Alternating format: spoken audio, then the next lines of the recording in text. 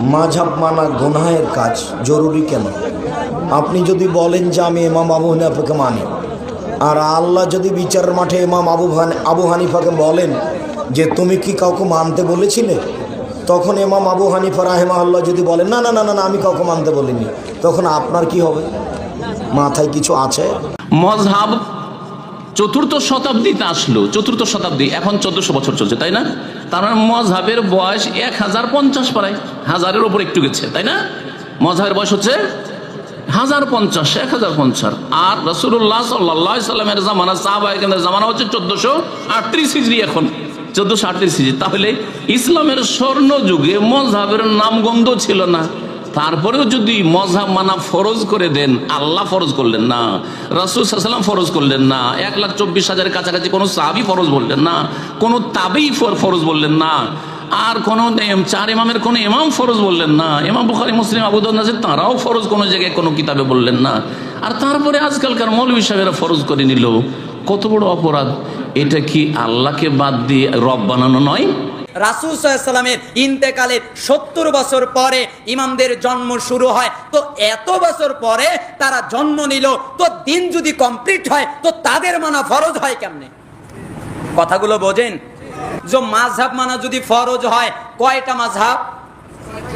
তাহলে কয় মাযহাব মানা ফরজ বলছে? তো 4 মাযহাব মানা যদি ফরজ হয় তাহলে 4টাই মানো। মাযহাব যদি 4টা ফরজ হয়, কয়টা মানতে হবে? 4টা মানতে হবে। কয় না না, একটা মানবে আর 3টায় বিশ্বাস করলে হয়ে যাবে। সিরা ফাটা মুফতি যারা, এরা মানুষকে এমন ভাবে পথভ্রষ্ট করছে, মাযহাব মানা ফরজ, ফরজ না ওয়াজিব বিস্তারিত জানাবেন। মাযহাব মানা, মাযহাব না মানা ফরজ, মাযহাব না মানা ফরজ।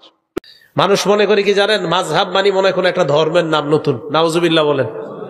মাযহাব মানি মত, বলেন মাযহাব অর্থ কি? মতামত, বলেন কি? মতামত। কোরআন সুন্নাহ একত্রিত করে ইমাম আবু হানিফা রহমতুল্লাহি আলাইহি এই কোরআন সুন্নাহকে একত্রিত করে একটা মাসালা আমাদের সামনে উপস্থাপন করেছে। এই মাসালাটা দিয়েছে, এটাই ওনার মত, এটাই ওনার মাযহাব, আরবি বাংলা হলো ওনার মতামত। আর কোরআন সুন্নাহ থেকে উনি যে মতটা নিয়েছেন এটা আমরা গ্রহণ করলাম, এটাকে বলে মাযহাব। সহজ বিষয়টা আপনাদের সামনে এমন ভাবে উপস্থাপন করে, তখন বোঝায় যে এটা কোনো নতুন ধর্ম, এটা এমন কিছু একটা। যেমন বুখারী শরীফে ইমাম বুখারী রহমতুল্লাহ আলাইহি যে হাদিস লেখছে, এটা কি ইমাম বুখারীর হাদিসগুলো আবিষ্কার না সংকলন? আমার সাথে একটা বাংলা বলেন সবাই, 2টা বাংলা বলেন। বলেন আবিষ্কার, সংকলন। আবার বলেন আবিষ্কার, সংকলন। বুখারী শরীফ ইমাম বুখারীর আবিষ্কার না, সংকলন। মুসলিম শরীফ ইমাম মুসলিমের আবিষ্কার না, হাদিসের সংকলন। নাসাই শরীফ ইমাম নাসাইর আবিষ্কার না, হাদিসের সংকলন। হানাফি মাযহাব ইমাম আবু হানিফার কোন ধর্ম না, বরং কোরআন সুন্নাহর সংকলন। ইমাম বুখারীর বুখারী শরীফ হাদিসের সংকলন, ইমাম মুসলিমের মুসলিম শরীফ হাদিসের সংকলন, ইমাম তিরমিজির তিরমিজি শরীফ হাদিসের সংকলন। ইমাম আবু হানিফা রহমতুল্লাহ আলাইহির যে মাযহাবকে আমরা হানাফি মাযহাব বলি, এটা কোরআন ও হাদিসের সংকলন। তাহলে বলেন তো, হানাফি মাযহাব এটা কি, এই যে হানাফি মাযহাব বলি আমরা, এই মাযহাব মানে কোরআন সুন্নাহর আবিষ্কার না সংকলন? এই তো সহজ বিষয়টা। বুখারীটা বুঝেন, এরা বুঝেন না। তাহলে আমরা কি কোনো আবিষ্কার মানি না সংকলন মানি? বাস কোরআন সুন্নাহ এটা বিক্ষিপ্ত ছিল, ইমাম আবু হানিফা একটা সাজাইছে, কোরআন সুন্নাহ, কোরআন সুন্নাহ এইভাবে সাজাইছে। এই সাজানোর পর যে সংকলন, এই সংকলনটা আমরা মানি।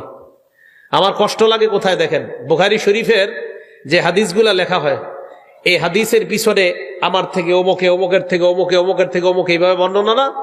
তো যারা বর্ণনাকারী প্রায় সবাই কোনো না কোনো মাযহাবের অনুসারী। তো যে বুখারী শরীফের হাদিস আমরা মানতেছি, যারা বর্ণনা করছে সবাই কোনো না কোনো মাযহাব মানতেছে। তো এখন যদি বলেন মাযহাব মানা যাবে না, মাযহাব বেদাত, তাহলে বেদাতীদের থেকে হাদিস নিছেন কি? বেদাতি থেকে হাদিস নেওয়া হয়ে গেল না?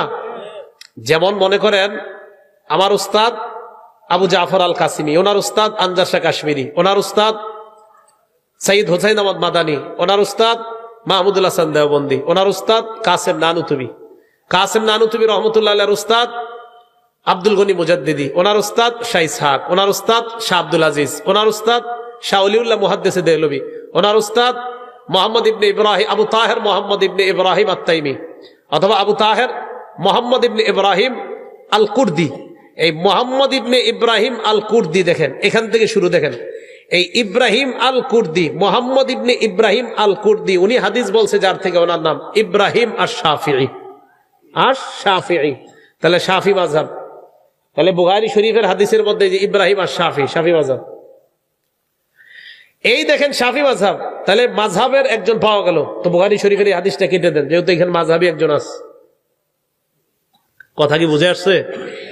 তো দেখেন এই জায়গায় একজন মাযহাবী আছে, ওনার উস্তাদের নাম আহমদ ইবনে মোহাম্মদ, ওনার উস্তাদের নাম আহমদ ইবনে আব্দুল কুদ্দুস, ওনার উস্তাদের নাম মোহাম্মদ ইবনে আহমদ, ওনার উস্তাদের নাম আহমদ জাকারিয়া ইবনে মোহাম্মদ, ওনার উস্তাদের নাম ইবনে হাজার আসকালানি আশ-শাফি। তাহলে উনিও শাফি মাযহাব, আবার উনিও শাফি মাযহাব। এখন যদি বলেন মাযহাবের কারণে, যে মাযহাব মানাটা, যারা মাযহাব এটাকে যদি বেদাত বলেন, এটা নতুন কোন ধর্ম বলেন, এটা কি সঠিক হবে না ভুল হবে? কেন ভুল হবে? যদি বলেন এটা সঠিক, তাহলে এই হাদিস কেটে দিতে হবে, কারণ এই হাদিসের বর্ণনাকারীর মধ্যে মাযহাব মানে এমন লোক আছে। কথা কি আপনাদের সহজে বুঝে আসছে? আচ্ছা, তো বুঝে থাকলে বলেন, আমরা যে হানাফি মাযহাব, এই হানাফি মাযহাব এটা কি কোনো আবিষ্কার না কোরআন সুন্নাহর সংকলন? শাফি মাযহাব কোরআন সুন্নাহর একটা সংকলন। হাম্বলি মাযহাব ইমাম আহমদ কোরআন সুন্নাহর সংকলন করেছে। মালিকি মাযহাব ইমাম মালিক কোরআন সুন্নাহর সংকলন করেছে।